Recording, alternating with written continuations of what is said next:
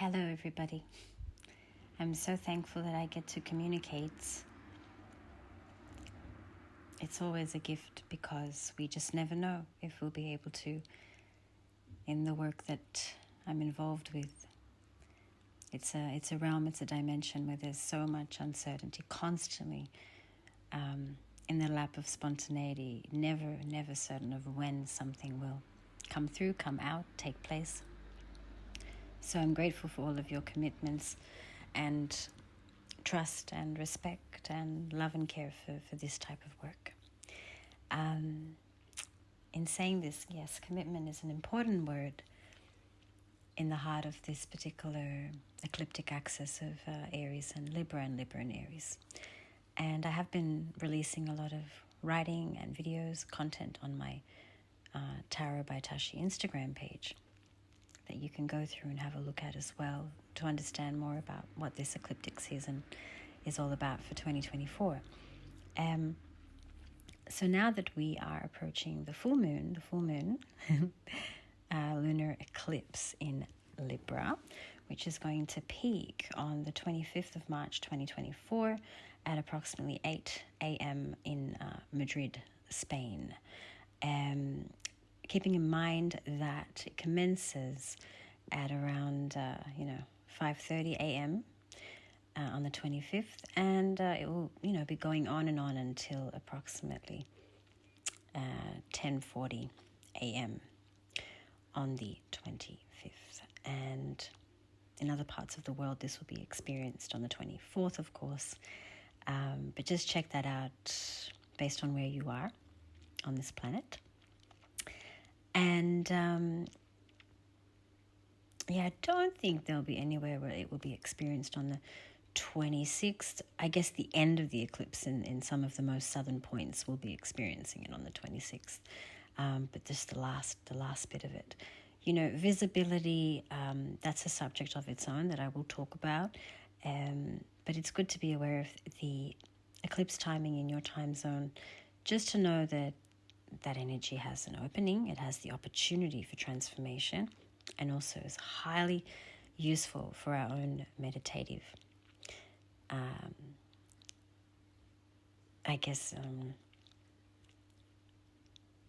offering. Because for many years now, there's been this raising the frequency, meditating on really uniting hearts worldwide to raise the frequency, to give this this portal of love, of kindness, heart activation everywhere worldwide, so we can all love and care for everyone and everything together. And I've been doing these meditative raising the frequency offerings for, like I said, long time now. But without having to formally lead one and count heads of how many people are attending, I think it's good that everybody during eclipses takes a few moments, even if it's 5 minutes, half an hour, the whole day, whatever they can offer, to sit somewhere in nature, in the space of their own home. If they're at their work, have a little toilet break and just sit in meditation and be very aware of your heart. Be very aware of the heart itself, its rhythm, how it's beating, the way that it is communicating with you, and being very present in being able to be aware of the pulse of the heart and what it's doing, how it is behaving. And then slowly, in that opening of connecting with your heart, with the central point in your being, because it is what we depend on. The heart has to function. Minds can completely depart from the realm of sanity, and we are still going to be standing. It's the heart that we need to keep well. So, as equally unified we all are when we are relating from the realm of the heart, it's the mind that's obviously creating division. It's the mind that sees things as being better, worse, and that does all sorts of theatrics. And no one is asking us to reject those theatrics, because life is theatre in many ways. We have every color of the rainbow in the living human experience, and we need to know how to go through all the different experiences, whether it be the ups, the downs, the torment, the joy, the bliss, the betrayal, the loss, the gain, it's all there. So as the ancient Greeks understood, being the creators of drama and theatrics and theatre, they did it in a very divine way.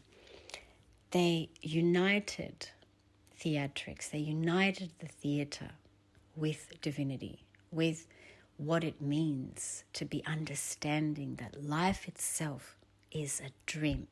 Not in an intellectual way. We're not understanding this intellectually. The ancient Greeks understood this experientially, because they weren't afraid to go through all those different experiences, and at the same time perhaps not be so indulgent in the fact that they may never leave or depart, or I'll be permanently suffering, or I'll be permanently in this situation or that situation. The real glory of those days, I guess the beauty that I take with me from those days, from those ancient times in my lineage, is understanding how lucky we are to be able to understand that nothing is fixed, nothing is constant, nothing never ends. And that's the realm we're in. We are given impermanence as something that then enables life to be the fruit of great reward. And that happens through, again, seeing the divine component. Because as the ancient Greeks understood, they weren't going to take anything too seriously. But while they were in a state or an experience, they were completely in that experience and that state. They weren't experiencing it through saying,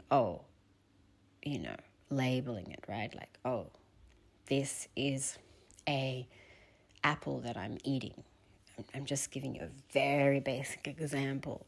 They would be, eating the apple, and the juice would be just dribbling down their neck, and they could feel the juice of the apple dribbling down their neck, and the cool breeze that will come from the oak trees, and in the distance, beautiful olive groves, the scent of just freshly burnt agricultural terrain preparing for the new harvest in the atmosphere. They will see the eagles flying in the sky, training their young'uns how to fly beside them. They could understand that there was this unified magic which everything is linked. And as they would experience things, completely be in that experience, immersed in it. It was very immersive. There was also an understanding that there will be a next moment, there will be a next moment, there will be a next moment, there will be a next moment, and a next moment, and. So, how powerful is it to be gifted with life like cinema, like scenes, like seconds of impact, one after the other, because we really, if we look at it, there's the observation that's coming from something, right? There's also what we see, and before it even arrives to what we see out there, there's also what we decide to see through what we're projecting.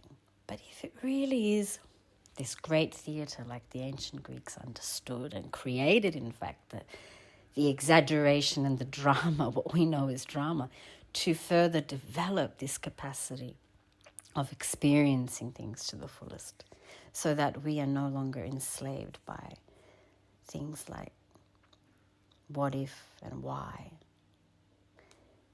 Okay? So bringing it back to connecting with the heart and being in one's heart, okay?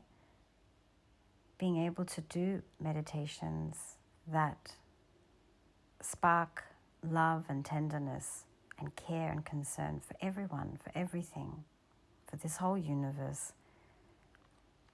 And if you can't reach it out to the whole universe, at least you can think of critical things that are going on that you're aware of, like what's happening in Gaza, the wars that are taking place worldwide, thinking of underprivileged situations and peoples, animals that aren't as blessed with safety and care and love. If we can, think about even people close to us that we know are going through hardship. The point is, ecliptic energy, these openings of ecliptic portals, everything gets multiplied. It just enhances. It's massive opportunity. And do you want to use that to benefit? Do you want to use that to help? Do you want to use that to be a greater person, to enter a greater state of being? We all have pain. We're united in that truth. And we all deeply do want to be rid of pain. We don't want to suffer. We're also all deeply united in that truth. Now, even if somebody out there, right, experiences happiness in suffering and experiences suffering in happiness, it still can be declared that they have pain. Now, how people feel pain, when they feel pain, their suffering, etc., it doesn't really matter. That's never going to be exactly the same for everyone. But we do share the fact that we are suffering. We do experience pain. All of us have that in common. That's truth. So uniting on that basis, that we should, through knowing this, right, be able to have more empathy, concern, and care in general, for ourselves, of course, and for everybody. So the eclipse energy will help so much. It will help bring out those greater rewards of what this life is all about. And giving in to the heart is number one, right? Because, the mind can help us in so many ways. But if that is governing, if that is, in a way, kind of hiding, also skillfully hiding whatever the authentic state is in our truest place, how our heart is actually feeling or what's going on deep within, then the mind is steering us away from who should be holding the steering wheel. The heart needs to hold the steering wheel, everybody. It's your heart.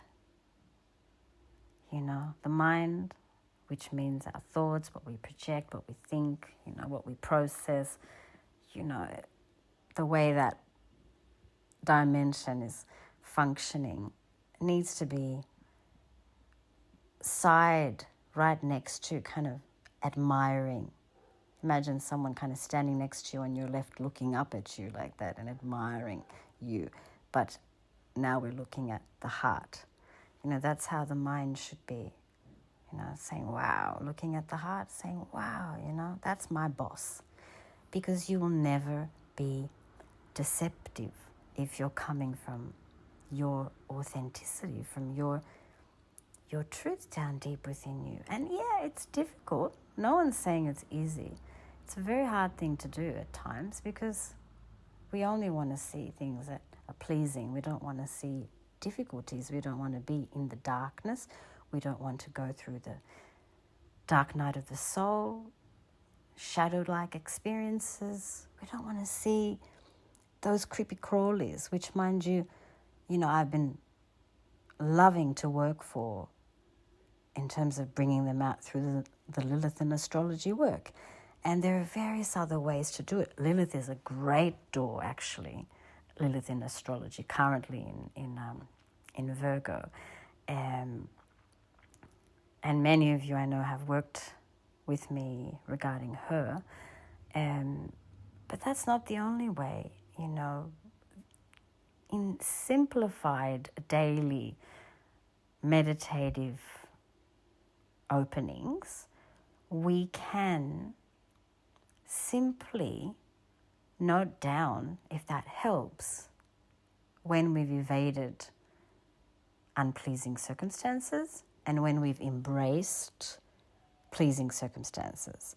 For example, there's somebody over there who I do not want to talk to because I don't want to. They're not going to give me joy. I don't want to say hello to them. I don't want to say good morning. Or perhaps I'm busy and I just don't have time to say good morning to them. You know, they're probably going to take my time. So there's all this, I guess, critique, you know, and dialogue, right? As we would say, looking at from writing a script's perspective. And that's kind of, you know, evading from what something we would classify, what the mind classifies as an unpleasing circumstance. And then pleasing circumstance would be actually, yes, you know, I'm going to have 2 cups of hot chocolate instead of 1. And that's going to give me a lot of good vibes. But how can we be sure, right? How can what we classify, what we preempt is unpleasing? How can we be sure that what we classify as pleasing is pleasing? We might feel bad after 2 cups of hot chocolate, actually, right? And maybe having that encounter, saying hello to someone, even though we were in a hurry, could have actually led to that person, you know, embracing us with so much warmth. And then we say, wow, that's made my day, right? So this is why daily simplified noting down of when we evade from what we classify as unpleasing and embrace what we classify as pleasing is very important. It's a meditative tool that we can note down, we can take note of that, not because we have to action anything, but just to be aware of our patterns and then start to understand how we can break those by challenging our own, I guess, fears, limitations, and above all, habits. Why? Because the habits in all of this, and this is all tied up to this eclipse, mind you. Libra, full moon in Libra eclipse, this is the language that the full moon Libra eclipse talks. It's all about the heart. It's all about Venusian power. It's all about interconnected relationships. It's all about healing. It's all about union. It's all about divine harmony. It is all about South Node energies right there too. All of this in opposition to Chiron, which means, you know, we're collectively healing our past life trauma, you know, and this lifetime's trauma. We're collectively healing all sorts of patterns and tendencies that have created divide. For example, that person over there racially is very different to what I am. I don't want to talk to them. A subconscious habit and pattern, you see? But in reality, why not? You might be best friends with that person. You know, like still in Asia, till this day, in some places, I can't speak for everywhere in Asia, but I'm quite aware that there are places in Asia where Western people from the West, you know, East and West, they're revered, like they're respected. But at the same time, they're also kind of, I guess, seen as superior. But that in itself creates a boundary. That creates a limit, because you're cutting the chance. This is just giving you this understanding of, you know, equipoise, the impartial tone to Libra energy, you know, divine equipoise. You know, what happens is if you're doing stuff like that, you're cutting the opportunity of opportunity, because divine equality means that we're all connecting from the heart space. We're not connecting from, are you a doctor and I'm a servant, or, you know, have you been in prison and I've been free my whole life, or or, we're all connecting from the heart space. Now, this also doesn't also mean that everyone, has their heart space activated or healed or receptive, expansive. A lot of people, sadly, in these days, now, in this time of the generation that we're in, most people have been disconnected from their heart completely. They only function from a mental stance, because education can do that, because society can do that, because so many things can do that, right? So it's so important getting this language of this eclipse translated in a way that everyone can understand the responsibility we have, unified responsibility of so much collective healing. That's ground zero, right? That's the naught point of directional Aries, which is where we're heading on this axis of Libra, Aries, Aries, Libra. We're on zero. We're naked babies, all of us, the whole world right now, naked babies on zero, saying, all right, let's grow up. And we're doing this all over again. We're doing this all over again. And in this doing again, we can do it so perfectly in a way that is not how it was, with so much critique, with so much fear, with so much, I guess, old, ancient baggage. Not the enlightened lineages baggage that I was talking about, like divine theatrics and, taking the cream, the de la creme of ancient civilizations, of brilliant things that are in all of us, of many truths available, right? That we have to revere and care for. But there is a lot of other stuff that's contracting that we're healing collectively. And it's, on fast forward. Because if we want to be moving ahead from now on in these very dark yards, dark hours of the world and the state it's in, the only thing that's going to get us to the grand finale, the only thing that's going to be the winner, is the understanding that can only be found in our hearts. Now, if people don't have their heart space switched on, if people are, finding it hard to heal, there's so many things that can stop that, not just collectively, but of course individually. We have to respect people's pace. But that's why this eclipse is so helpful, because it gives us the chance to do the best when nobody's watching, a few minutes in the bathroom on our lunch break at work, or toilet break, or, at our homes, or wherever we may be. We just go off and just connect with our hearts, and slowly, as we're really raising the frequency, giving so much care and love in our hearts towards ourselves, our body, our hands, our feet, our knees, our back, our chest, the whole thing, our head, our heart, of course. Slowly then we stretch that out to this whole world. This love, this love that doesn't fail. It doesn't fail. If it's true, it cannot fail. And stretching it everywhere, and praying and wishing and aspiring that we all activate our hearts once more, that we do not lose that golden opportunity of being constantly steering through the heart space. This is why Libra holds the divine scale, because as much as we are drowning in extremes day in and day out, of all the yeses and nos, the bads, the goods, the mans, the women's, the ups, the downs, the nights, the days, that divine scale proves that there is a point beyond. And harmony, true harmony, can offer that point beyond. It's the only thing that can. Even if everybody else cannot understand it, you be the example. You be that true divine harmony. Right? Simple, isn't it? I am a big fan, actually, of Libra because of this.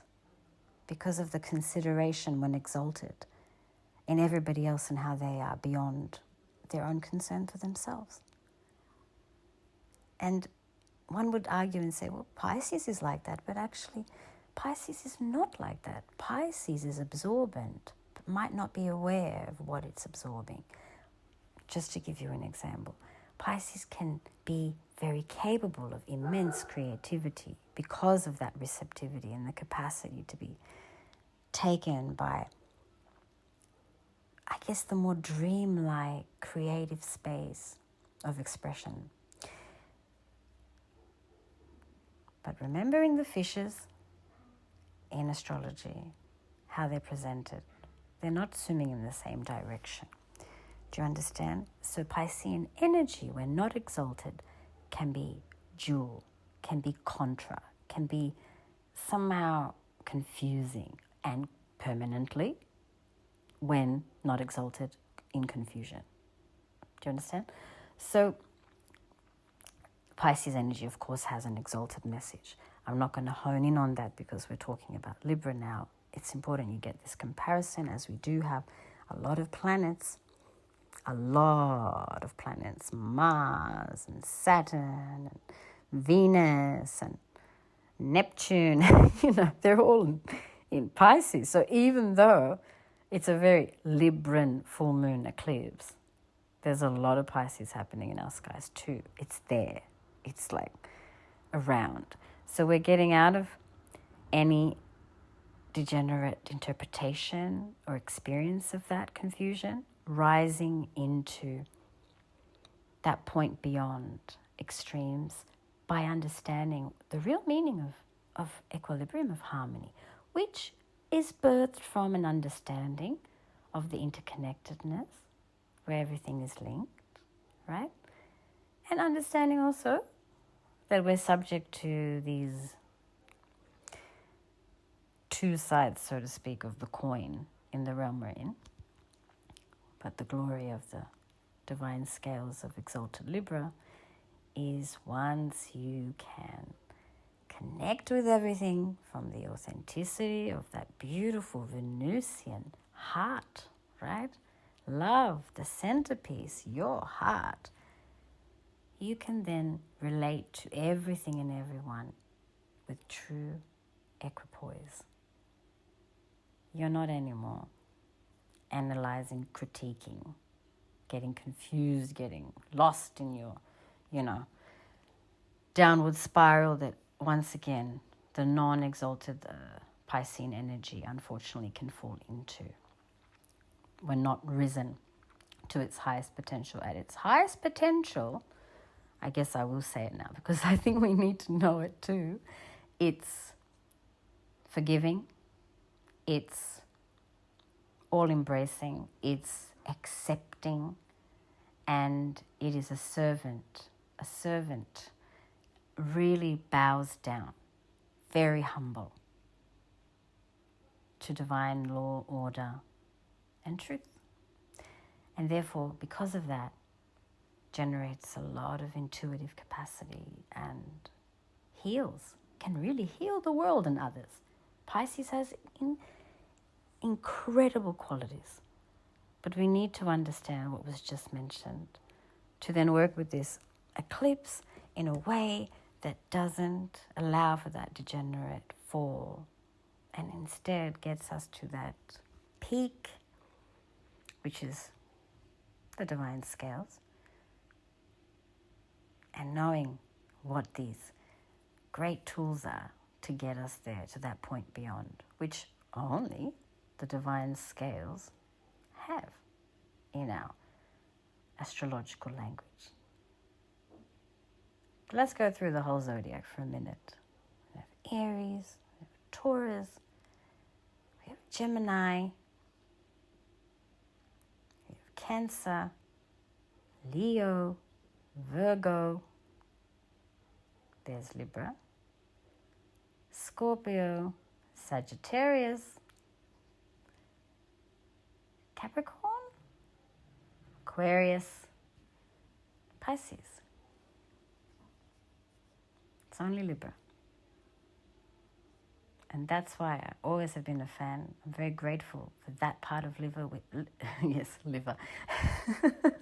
Sorry, because Libran energy is related to the liver as well in the body and the kidneys. But, you know, it can be, yeah.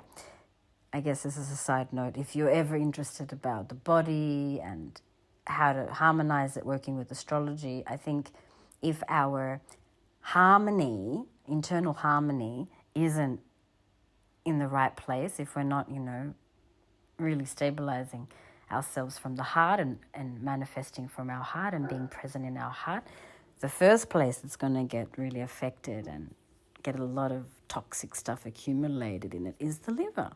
The liver is going to suffer because the liver needs you to be harmonious, everybody. The liver needs balance. It needs, the kidneys function well when the liver's happy.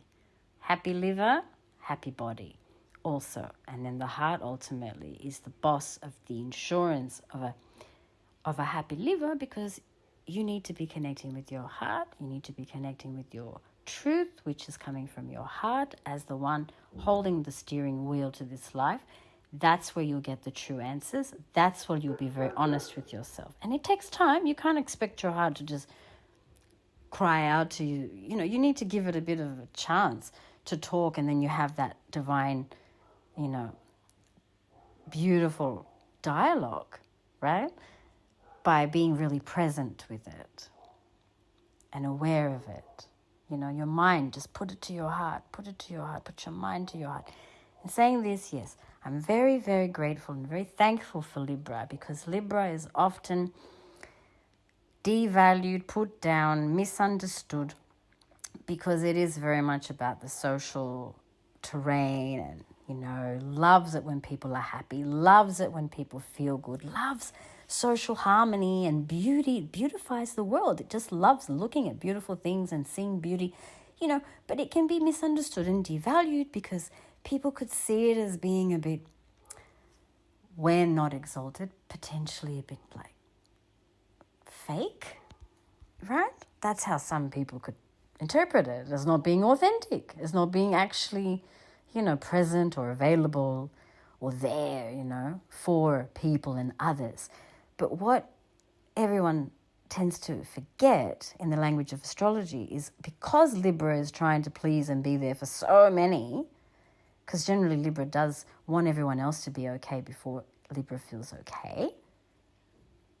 That's why I guess it can't give absolutely everyone this total kind of presence, because it is connecting with a greater harmony.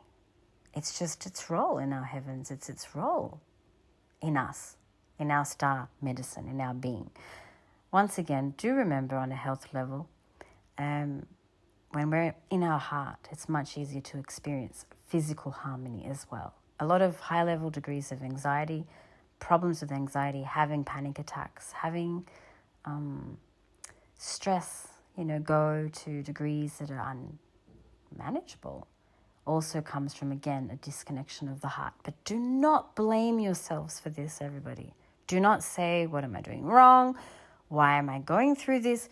Don't be hard on yourselves for this, because today's world, unfortunately, has turned up the volume, has forced the natural, beautiful order of all, the divine order in our being, in all things in nature, to definitely feel a bit weak and unwell, because it is a force that isn't coming from natural order. A lot of the things that are being created by man in this day and age, and are pushing for speed, pushing for wanting things yesterday, pushing for, 15-minute cities and, things that, well, probably will end up taking place at some point, as well, even if they're so against what the natural order and divine order is all about. Saying this, though, we mustn't be hard on ourselves. We don't need to whip our backs, We can just relax, and remember that there's always another moment. And we can always rejuvenate. You understand?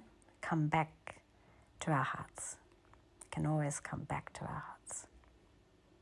Okay? There's no shame in tears. There's no shame in releasing the pain. There's no shame in unloading, offloading in a way that isn't, of course, harming anyone, but at the best of it, getting off the weight, the baggage, the difficulties that we carry. And there's nothing wrong with that. Actually, eclipses, especially this one, wants us to, shake off a lot of loads. And because it's a full moon in Libra, it is an eclipse that guarantees endings, especially in relationships.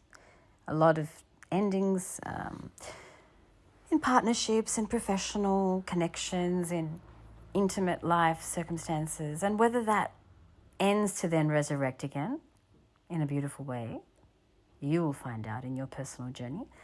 But being open to endings, being open to things finishing, because we need that runway, okay, so we can get to better states of being. And it's a wonderful thing when there is a trusting component. The Libran Aries, Aries Libran axis also demands trust, because when you're at that point of zero, that point of naught, and very naked and having to grow up again and invent again and become again and search again and collectively claim some kind of new way, right? Or a reinvented way that is useful and beneficial. It's always needing our trust in the heart, trust in the goodness of others, goodness of us, goodness of you, me, goodness of humanity, goodness of what it means to be human, goodness in the fact that we're at that peak top point of the food chain, still, right? Still. So we can still make an example. We can still lead through our example, through our hearts. So I'm so thankful to all of you, so grateful. And it's going to be quite the experience in between eclipses. And I'm going to definitely reconnect. But you all, please talk to me and share your personal experiences on this eclipse. Just one last thing, we have, of course, that healing going on. So much collective healing to do with so many ways that we've been interrelating that no longer serve the greater good. And we're going beyond that now. We're trying to find that divine harmony, right? Where it all comes from is our heart. In saying this, directionally going towards Aries, we are reinventing ourselves as we speak. We are learning about ourselves from that naught point. We are preparing to have the right attitude towards our quest, to the greater good, to the greater goodness and all. And above all, we must know, no matter what, no matter how many likes we get on social media, no matter how much people think about us or not, at the end of all this that we're going through in this life's experience, if you go for the goodness, if you go for doing the best, even when no one's watching, having the greatest intentions, wanting the best for others, it doesn't matter what happens, like how the results seem to go. If you're really in your heart space, really wanting the best, not wanting to harm, caring for people around you, yourself and others, you can never go wrong. You'll be rewarded. It's a natural law. So thank you so much, everyone. Blessings, blessings, blessings.